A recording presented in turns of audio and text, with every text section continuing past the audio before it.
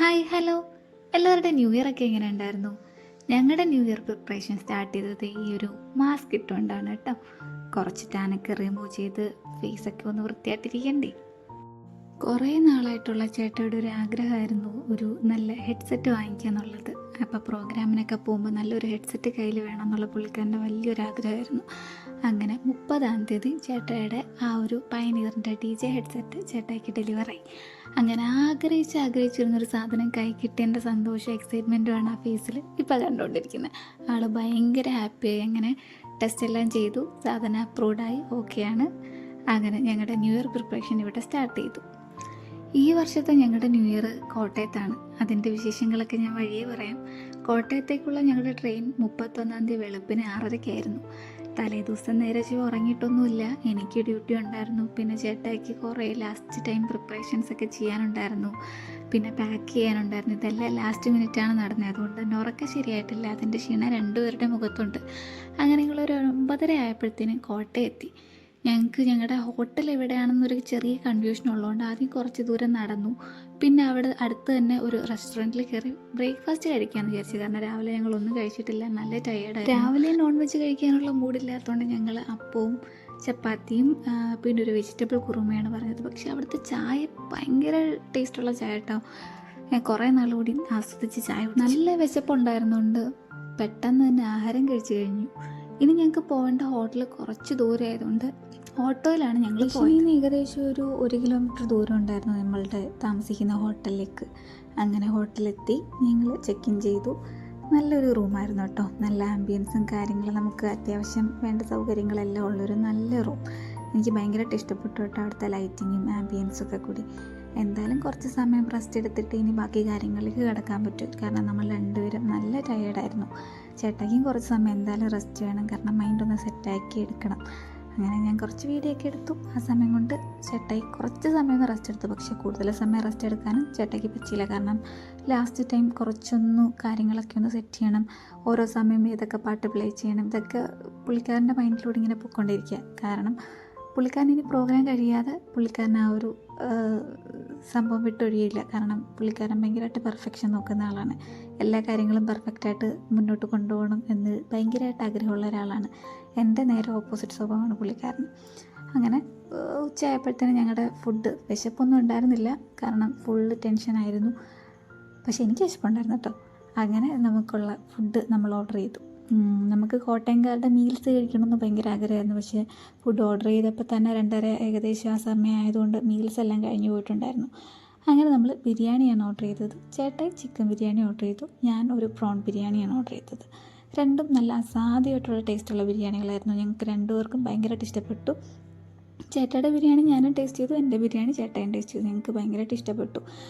ഞങ്ങൾക്ക് ഇതിൻ്റെ കൂടെ സെർവ് ചെയ്യുന്നത് പപ്പടം ഉണ്ടായിരുന്നു, സാലഡ് ഉണ്ടായിരുന്നു, പിക്കിളുണ്ടായിരുന്നു, ചമ്മന്തി ഉണ്ടായിരുന്നു. പക്ഷേ ഈ ചമ്മന്തി ഞങ്ങൾക്ക് കൊല്ലം സൈഡുകാർക്ക് അത്ര പരിചിതമായിട്ടുള്ള കാര്യമല്ല ഈ ചമ്മന്തി എന്ന് പറയുന്നത്. കാരണം നമുക്കിവിടെ സാലഡും അച്ചാറും മാത്രമാണ് ബിരിയാണിയുടെ കൂടെ സെർവ് ചെയ്യുക. പക്ഷേ നല്ല ടേസ്റ്റുള്ള ബിരിയാണി, ഭയങ്കരമായിട്ട് ഇഷ്ടപ്പെട്ടു. അതും കഴിച്ച് ഞാൻ ഒരു സൈഡായി. പക്ഷേ ചേട്ടായി അപ്പോഴും പിന്നെ ചേട്ടായിയുടെ പരിപാടിക്കുള്ള ബാക്കി കാര്യങ്ങളൊക്കെ ആയിട്ട് ചേട്ടായി ബിസിയായി. വൈകുന്നേരം ആയപ്പോഴത്തേനും പിന്നെ നമുക്കൊരു 7 മണി കഴിയുമ്പോഴത്തേനും അവിടെ പ്രോഗ്രാം നടക്കുന്ന സ്ഥലത്ത് എത്തണമായിരുന്നു. അപ്പം ഞാനൊന്ന് ചേട്ടായുടെ മൈൻഡ് സെറ്റാകാൻ വേണ്ടിയിട്ട് വൈകുന്നേരം ആയപ്പോഴത്തേനും കുറച്ച് കാപ്പിയൊക്കെ ഇട്ടു, ചേട്ടായിക്ക് കൊടുത്തു.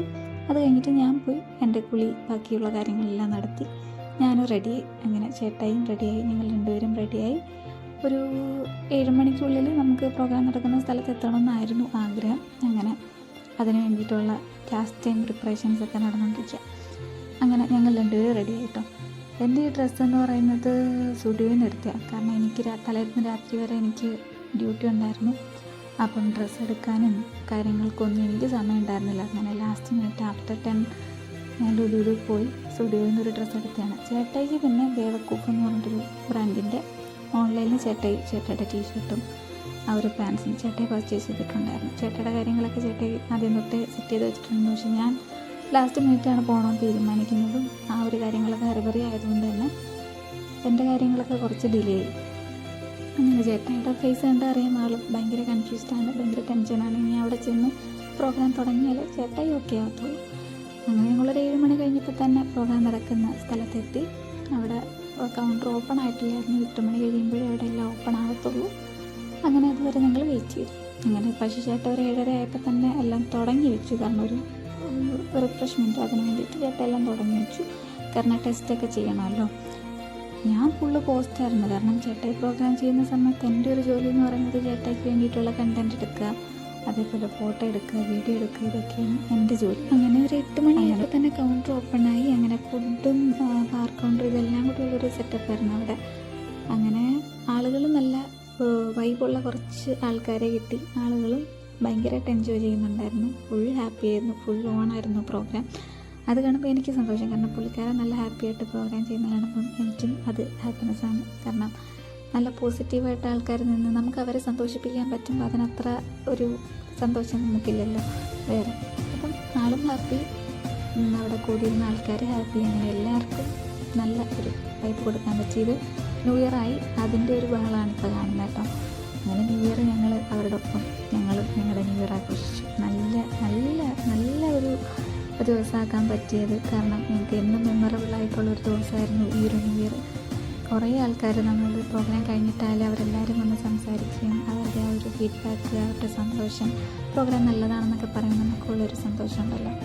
ഇതാണ് ഞങ്ങൾ താമസിച്ച ഹോട്ടൽ. ഇവിടെയാണ് പ്രോഗ്രാം നടന്നത്. രാത്രിയായപ്പോൾ നല്ല ടയേർഡായിരുന്നു. ഞങ്ങൾ റൂമിലെത്തിയപ്പോൾ തന്നെ 2 മണി അടുപ്പിച്ചായി. അപ്പോൾ തന്നെ നമുക്ക് ഫുഡെല്ലാം അവർ റൂമിൽ തന്നെ സെറ്റ് ചെയ്തിട്ടുണ്ടായിരുന്നു. നല്ല ടയേർഡായിരുന്നു. നേരെ വന്ന് ആഹാരം കഴിച്ചു. പക്ഷേ റെസ്റ്റ് എടുക്കാനുള്ള സമയമൊന്നുമില്ല. നമുക്ക് തിരിച്ച് ട്രെയിൻ 4:30-ക്കാണ് തിരിച്ചിങ്ങോട്ട്. അങ്ങനെ 4:30 ആയപ്പോഴത്തേനും ഞങ്ങൾ വീണ്ടും ഇറങ്ങി. ഒരു ഓട്ടോയിൽ ഞങ്ങൾ വീണ്ടും സ്റ്റേഷനിലെത്തി, കോട്ടയത്തെത്തി. തിരിച്ചുള്ള യാത്രയാണ് ഇനി. ട്രെയിനിൽ നല്ല തിരക്കുണ്ടെന്ന് റിസർവ് ചെയ്ത് വരാനൊന്നും പറ്റില്ല. അത് ഞങ്ങൾ വണ്ടിയിൽ ഡയറക്റ്റായിട്ട് പോകാം എന്നുള്ള തീരുമാനമായിരുന്നു. അതുകൊണ്ട് തന്നെ ട്രെയിൻ ടിക്കറ്റ് ബുക്ക് ചെയ്യാൻ പറ്റിയില്ല. ലാസ്റ്റ് മിനിറ്റ് എനിക്കും ഡ്യൂട്ടിയിൽ ഓഫൊന്നും കിട്ടാത്തൊരവസ്ഥ വന്നപ്പോൾ പിന്നെ ട്രെയിനിൽ തന്നെ പോകാൻ വേറൊരു ഓപ്ഷനില്ല എന്നൊരവസ്ഥ വന്നു. ചേട്ടയുടെ നടത്ത കാണുമ്പോൾ തന്നെ അറിയാം 7:30 തൊട്ട് 2 മണി വരെ നിന്ന് ആ ഒരു പ്രോഗ്രാം ചെയ്തതിൻ്റെ എല്ലാ കഷ്ടപ്പാടും ഉണ്ട്. കാലൊക്കെ നല്ല വേദനയുണ്ട്. ഒരു 9:30 ആയപ്പോഴത്തേനും ഞങ്ങൾ നേരെ കഴക്കൂട്ടത്തെത്തി. ഇനി കുറച്ച് നേരം കിടന്നൊന്ന് ഉറങ്ങണം എന്നുള്ള ആഗ്രഹത്തിലാണ് വന്നത്. ഒത്തിരി നേരം കിടന്നുറങ്ങാനും സമയമില്ല. കാരണം എനിക്ക് ഈവനിങ് ഡ്യൂട്ടി കയറണം. അങ്ങനെ ബ്രേക്ക്ഫാസ്റ്റും കഴിച്ച് ഒരു 10:30 ആയപ്പോൾ ഞങ്ങൾ രണ്ട് സൈഡായി. അങ്ങനെ വൈകുന്നേരം ആയപ്പോൾ എനിക്ക് പിന്നെ ഡ്യൂട്ടിക്ക് പോകാനുള്ള സമയം. നമുക്ക് ജോലിക്ക് വരികയും പറ്റില്ലല്ലോ. ഒരു ദിവസം കൂടെ ലീവ് കിട്ടിയില്ല. കിട്ടിയിരുന്നെങ്കിൽ എനിക്ക് റെസ്റ്റ് എടുക്കാമായിരുന്നു. അങ്ങനെ ഞാൻ വീണ്ടും ഡ്യൂട്ടിക്ക് കയറി. ഇതൊക്കെയല്ലേ ലൈഫ്. അപ്പം